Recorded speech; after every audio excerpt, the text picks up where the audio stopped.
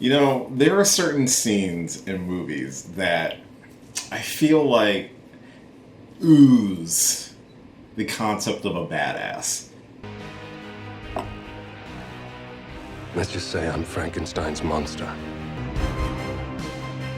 And I'm looking for my creator.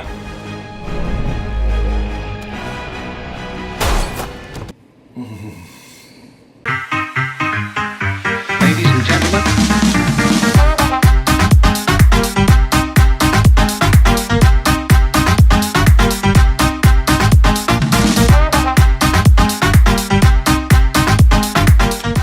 Hey, what's going on, everybody? It's your boy Will, and we are here again to dip into the past for another retro review. And this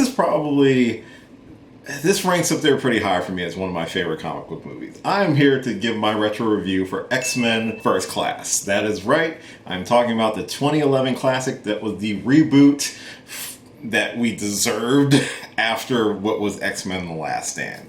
This stars Michael Fassbender, James McAvoy, Jennifer Lawrence, Nicholas Hoult, Kevin Bacon, and a slew of great talent in this movie. This was, like I said, a reboot of the X-Men franchise after the original X-Men trilogy ended with X-Men The Last Stand, and they took a couple years off and then came back with X-Men First Class, which was supposed to be a prequel, which in most eyes, prequels could definitely be seen kind of bad, but this was definitely definitely not a bad one. This was actually a pretty good one. It's not perfect. I do have some issues with the movie, which I will discuss, but it's definitely one of my favorites. So before I talk about X-Men First Class, I would just like to say thank you so much for checking out this video. If you are new here, hi, my name is Will, and I do geeky shit on the internet. I do reviews, reactions, discussions, gaming, drinking, but usually all wrapped around geekiness, and sometimes I dip my toe back in the far off year of 2011. Yeah, that was 11 years, God, it was 11 years ago at this point. Anyway,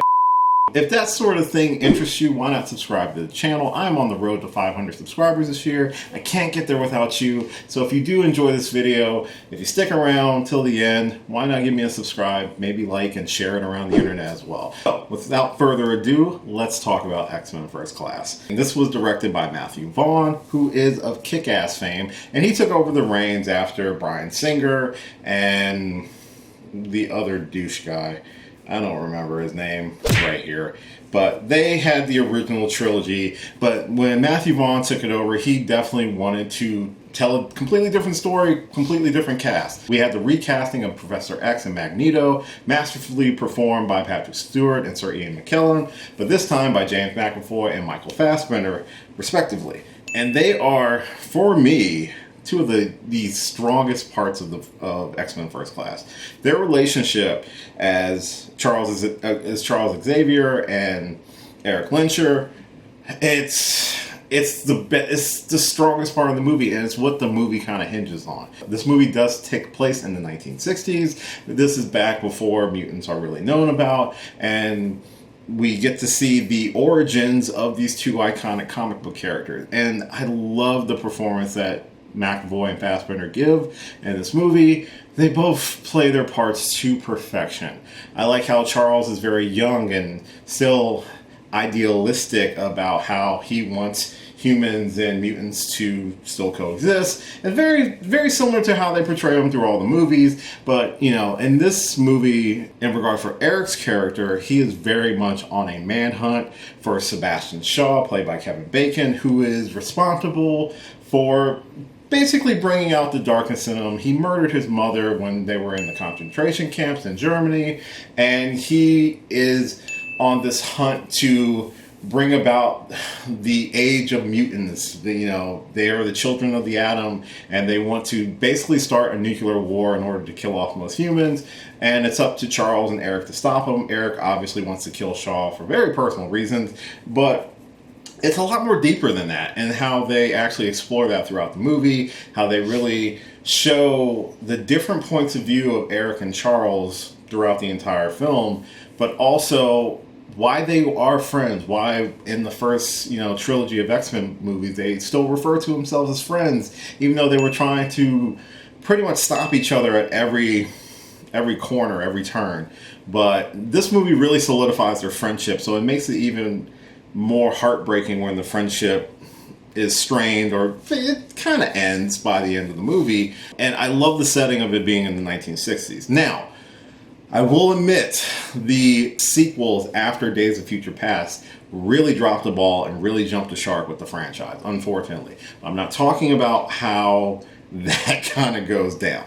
X-Men First Class for me as a standalone movie is a great reintroduction to these characters in a different time period and a different style. I mean, even having Charles and Raven, aka Mystique, played by Jennifer Lawrence, as, you know, basically childhood compatriots, you know, like a family, and how their relationship changes throughout the movie as well is really fun to see. Jennifer Lawrence at this time was not necessarily super over, so I liked how her portrayal of Raven, aka Mystique, is in this movie, and it becomes a detriment to me for the other movies going forward when, because of her stardom rising, they shift the focus away from the Charles and Eric story to being all about Mystique through most of the movies, and kind of leaving a lot of the other characters by the wayside. It sucks, but again, those are other movies. We're talking about this movie. And this movie, I actually did really like her performance. She did have an overarching story of trying to be accepting of not only herself, but her appearance as well, which initially wasn't the case, especially when she starts to bond more with Beast, aka Nicholas Hoult, in the movie, and who is very much ashamed of his identity, and how their two stories mirror a lot of what Eric and Charles' story is in the movie as well. I also liked a lot about this movie is how it was shot. The art direction, the style, the costume choices, because being in the 1960s, it's definitely not fancy, but it still pays homage to a lot of the classic X-Men comics, like the color schemes with the yellow and blue suits that they don towards the end of the movie. And even with having some different X-Men making their theatrical debuts in this movie, because in the previous movies we have seen Professor X, Magneto, Mystique, Beast, but we never saw Banshee in live action. We never saw Havoc in live action. We never saw Darwin in live action, and I will talk about that in just a second. But I like the fact that they really decided to tap into different characters that we really didn't get in the original trilogy when they first came out. You know, Emma Frost, Azazel, you know, the Hurricane guy, which I don't know who that is. This movie does a lot of stuff right. It also does a few things wrong. And those are the things that do not make it a perfect movie. I love the story. I love how it's told. I like how they have a common enemy at the beginning, but that common enemy shifts towards the end of the movie. It goes from Shaw to regular humans, which causes the inevitable split between Professor X and Magneto at the end of the movie. They do such really great scene work, and the way it's shot and how it's stylized. Like, I loved the scene where Magneto is tracking Shaw and he goes to Argentina and he hunts down some more not KGB, he hunts down more former Nazi officers, and there's that brutal takedown. Like, the way Michael Fassbender portrays Eric in this movie is so cold and calculating, but he does have the emotional turmoil throughout the movie, and that gets brought out more and more with his relationship with Charles, how Charles helps him unlock portions of his memory to help increase his power. Like the scene when they're training, the entire training montage is great, but the scene when they're training and he's, you know, helping him tap into the point between rage and serenity where true focus lies. That's like one of my favorite lines from a movie in like the last 10 years. It's like, it's such a good line. You know, I believe that true focus lies somewhere between rage and serenity. It's really good, and like I said, their relationship is the core of this movie. All the side characters do a really good job. I even like Kevin Bacon's performance as Sebastian Shaw. He's menacing, but he's not menacing in a mustache twirling evil sense. He is calm, he is threatening without having to raise his voice. He is very soft spoken, and those are always the villains that are always the most terrifying. It's the soft spoken ones, the ones that feel like they do not have to raise their voice, where they can talk to you calmly and explain their argument, even to the point where you kind of get it. And that's kind of what happens at the end when him and Magneto have their showdown, and Magneto even admits, is like, I'd like you to know that I agree with every word you said. We are the future. But unfortunately, you killed my mother. it plays into that Frankenstein's monster, like Shaw had a hand in creating the monster that is Eric Lyncher. It is a wonderful transformation throughout the entire movie, and the movie does touch on, like, it kind of bookends itself. Like, there are elements in the beginning that play a part in the end of the movie, and it's like it kind of comes full circle. It's this beautiful dance. And again, like I said, this is a really good movie. The training montage is one of my favorites, where we get to see everybody kind of exploring their powers. You know, I actually really like Manchi as a character, so to see him in live action was actually really nice. Again, the sequels kind of did a lot of these characters dirty. But this movie also does some characters dirty too. And I will admit, one of the two biggest issues I have with this movie is the portrayal of Darwin, who is one of the only two POC characters in this movie, and he gets killed for no reason. A huge misstep that this movie does. I think Darwin has a very unique power set. He's able to adapt and survive, and the movie just like, well, we forgot about that part. Boom, you're dead. I'm like, what? It is such a terrible choice that the movie makes. It is one of few, but I still really love the movie. But I can't just sit here and praise the movie without pointing out one of the major missteps that this movie does. It introduces a very powerful character from the comics, but completely nerfs him in this movie unnecessarily. He did not have to go out like that. Like, Angel chose to leave. That's fine. She didn't want to wear the yellow suit. Which that was another misstep, was her character as well. Which is just like, it kind of seemed like, why are you betraying them now? Like, why you chose to leave, that's fine, but then they should have just let her go. He didn't have to step in. There was no point. They just needed someone to kill to motivate the other team members. And I'm just like, that's not the person you kill for that. You could have killed Havoc if you really wanted to, but I don't know.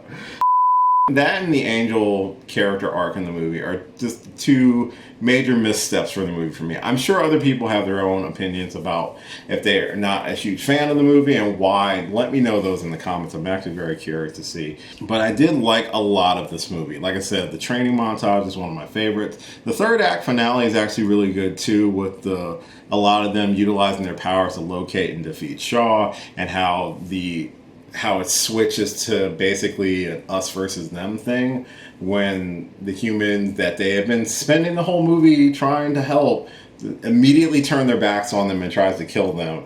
You know, proving Eric right, but also Charles being who he is and believing that people can be good and they are just following orders.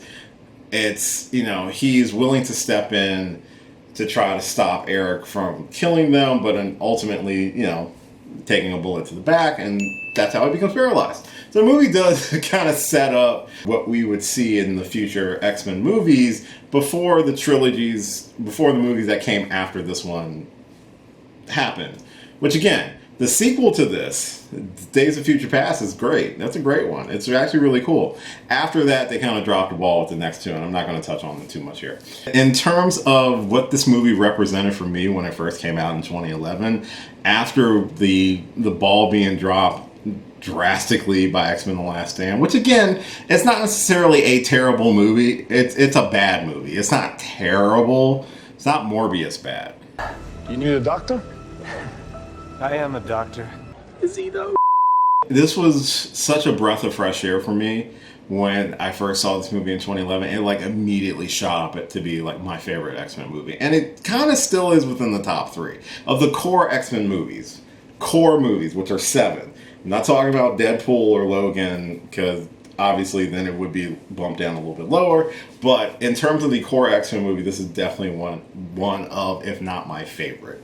I love all the actors' portrayal of the characters, the chemistry between the characters, everyone having an arc throughout the movie, even, you know, people who didn't necessarily merit a major arc. I like the potential that this movie set up for as well. Like I said, Days of Future Past that came out afterwards was also really well done. There's a lot of choices that were made with the subsequent movies that did not fit well, like the hopping of different decades, even though they all should have looked a lot older, didn't really make sense to me, but that's what they decided to go with.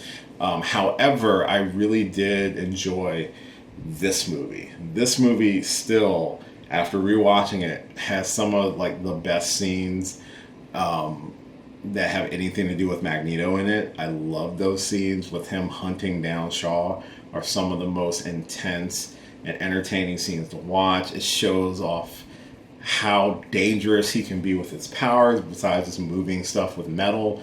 It's just glorious. It's a glorious watch. I love James McAvoy's portrayal of Professor X. I really like how that character was, he was kind of a womanizer a little bit. Well, he was a huge flirt. He was a playboy a little bit.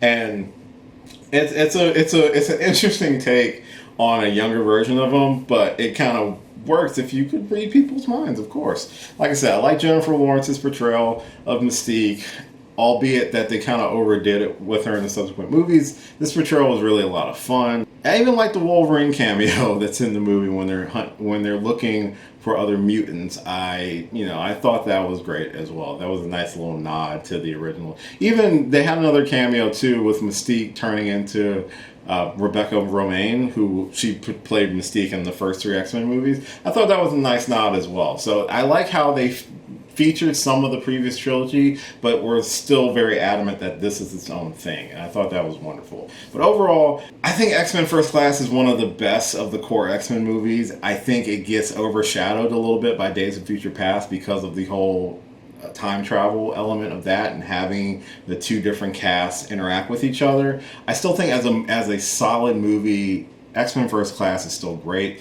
Is it perfect? No. It does have some character flaws, obviously, some things I would have wished that they have done differently, but it is still one that I love to watch. The soundtrack is great. Magneto's theme is great. The X-Training soundtrack is fantastic. I really loved it. I really, really did love the movie. It's definitely one of my favorites. I highly recommend revisiting X-Men First Class if you have not watched it in a while, because it's slept on. It really is slept on for me. I mean, it's one of my favorites. I hope it's one of yours too. Let me know if it is or if it isn't in the comments down below. Let me know which one of the core X-Men movies is your favorite. I'm definitely curious to see how many people say X2, X-Men United, or Days of Future Past as their number 1, because this is kind of my number 1. The other ones are like 2 and 3. But I digress. That is my retro review of X-Men First Class. Let me know your thoughts of it in the comments down below. As always, thank you so much for checking out this and all my videos. I really do appreciate it. Like I said, this month I am revisiting a lot of movies, at least one a week, because I love taking a look at movies I haven't seen in a long time. And this is actually one I haven't watched in a couple years, and it's still holds up. So that's kind of the goal for this month. You can check out my retro review for a Goofy movie. That is on the channel now. Also, we're getting ready for the finale of Ms. Marvel. That is also on the channel. You can check those out in the description below. If you are new to the channel and you stuck around to the end and you actually enjoyed this video, why not subscribe to the channel?